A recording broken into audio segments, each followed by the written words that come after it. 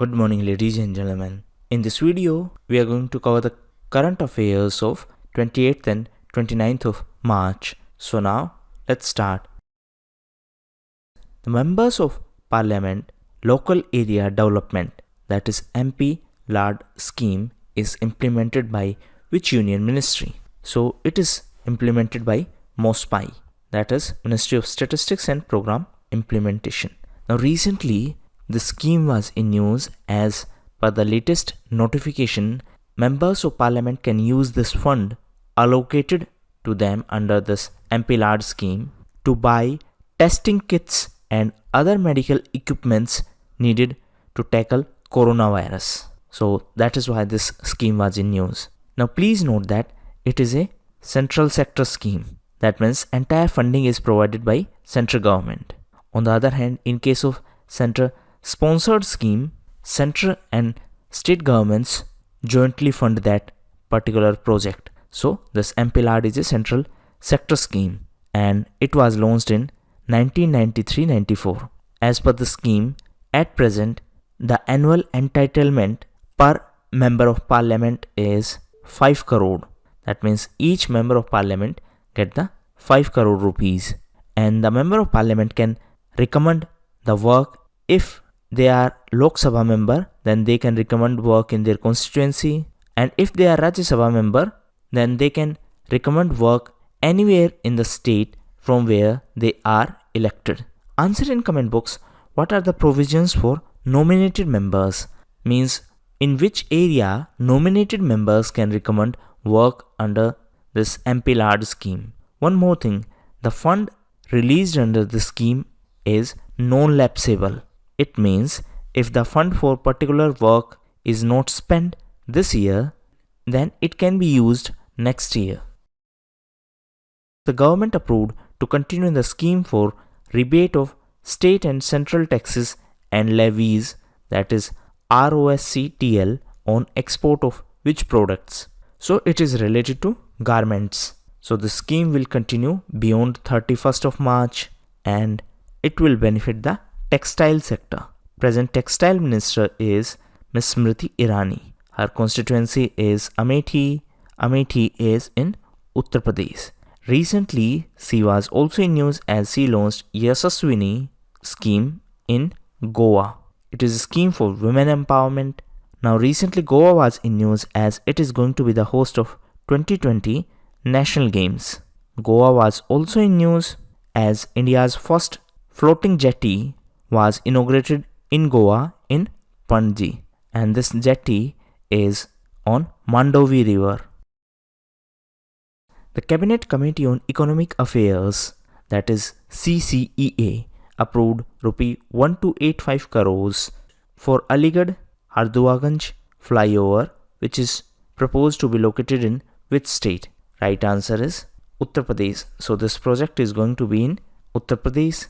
CCEA is headed by Prime Minister of India. So it is a railway flyover which will help in removing the traffic jams in area. Now if we talk about Uttar Pradesh, it was the host of this year's Defense Expo. Uttar Pradesh was also in news as India's first transgender university is going to be in Uttar Pradesh. Apart from that, Uttar Pradesh was also in news because of gold mine discovery news in Sonbhadra district of Uttar Pradesh. In addition to that, Uttar Pradesh was also in news as India's first private train was flagged off by Uttar Pradesh Chief Minister Mr. Yogi Adityanath, and the route of this train is Lucknow, Delhi, and the name of this train is Tejas Express. The route of second private train is Ahmedabad to Mumbai, and route of third private train is from Indore to Varanasi. Varanasi is the constituency of present Prime Minister Mr. Modi, and the name of this train is Kashi Mahakal Express. The companies in digital industry have decided to temporarily offer SD content instead of HD and Ultra HD. Now the question is, what does SD stands for?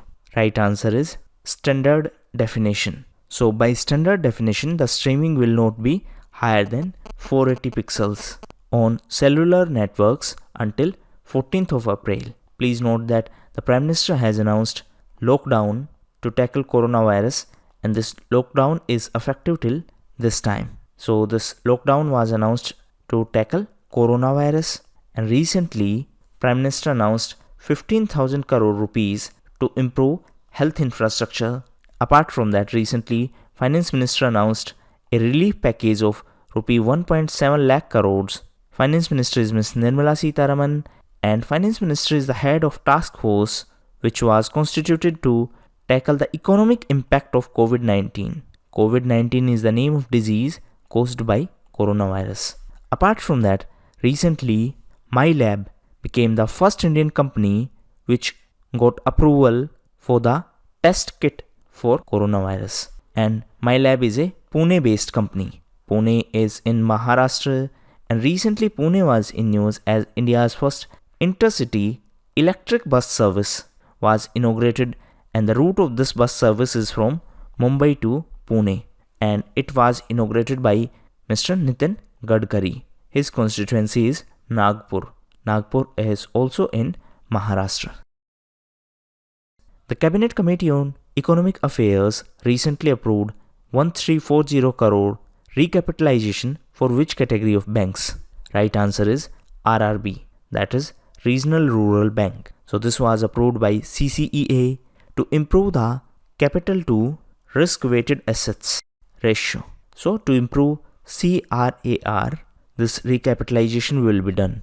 Please note that RRBs are stipulated to maintain 9% of CRAR, and for this recapitalization, central government and respective sponsor bank will provide fund in 50-50 ratio.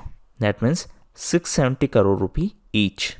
Please note that even if they are regional rural bank, they may have set up branches for urban operations, and their area of operation may include urban areas also.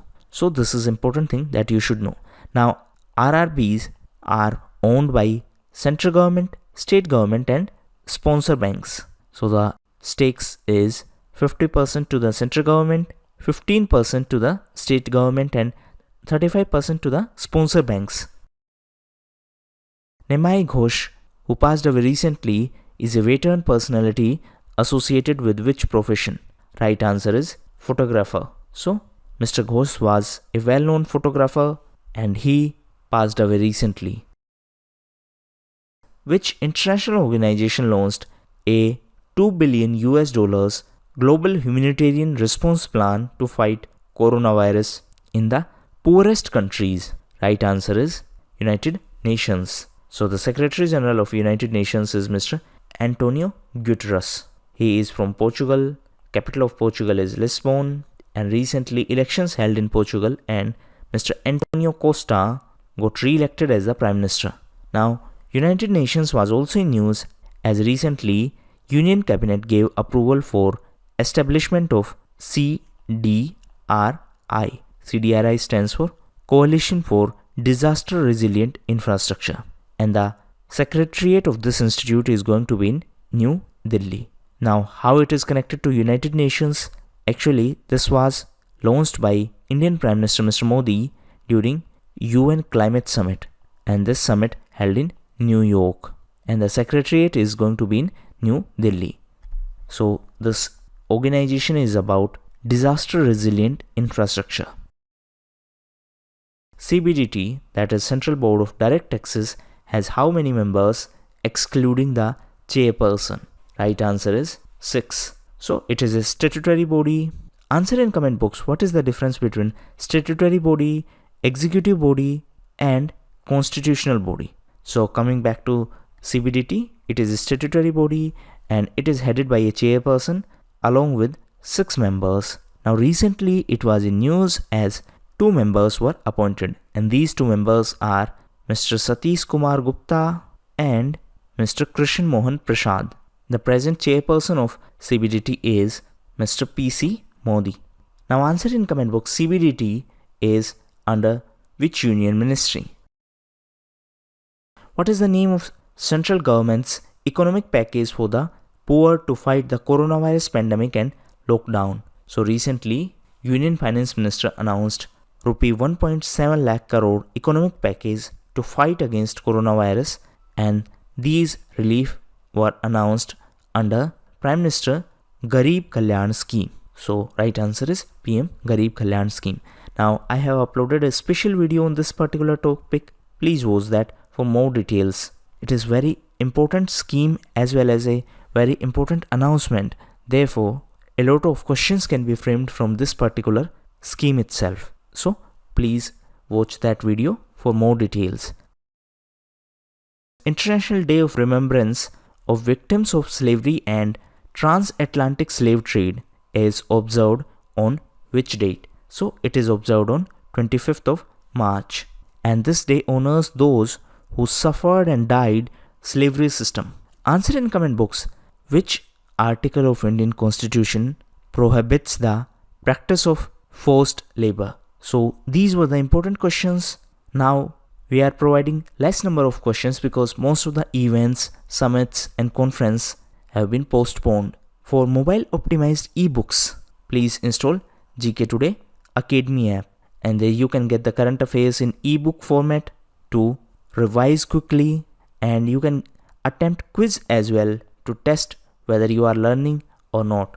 Apart from that, we post questions on Telegram. So this is the name of Telegram channel, GKToday YouTube, and this is the link. You can directly join it on the basis of name or through this link. The link is given in description box as well as in the pinned comment. So now we are going to discuss some Telegram questions. So first question is, Invest India is a national investment promotion and facilitation agency. It is under which ministry?